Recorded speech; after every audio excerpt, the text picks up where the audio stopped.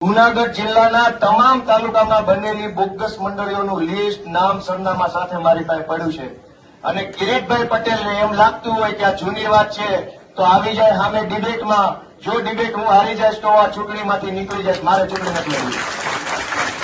કિરીટભાઈ પટેલ મારી બાજુની ખુરશીમાં બેસે, કેમેરા ગોઠવીએ, આખું ગામ જોવા આવે, સહકારી મંડળીની અંદર કરેલું અબજો રૂપિયાના કૌભાંડ ઉપર 1 કલાક ચર્ચા કરીએ. એ ચર્ચામાં હું ખોટો સાબિત થાઈશ તો આ ચૂંટણીમાંથી હું હટી જઈશ. હું કોઈની પાસે મત માંગવા નહીં જાઉં. ચૂંટણી ઘરે વયો જઈશ. દોસ્તો, અબજો રૂપિયા લૂંટી લીધા. એ માત્ર ભેસાણમાં નહીં, માત્ર વિસાવદરમાં નહીં, આખા જૂનાગઢ જિલ્લાના તમામ તાલુકાની સહકારી મંડળીઓની અંદર કરોડો રૂપિયાનું ખોટું કર્યું.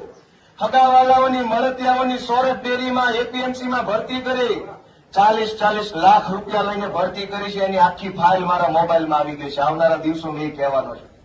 કોની પાસેથી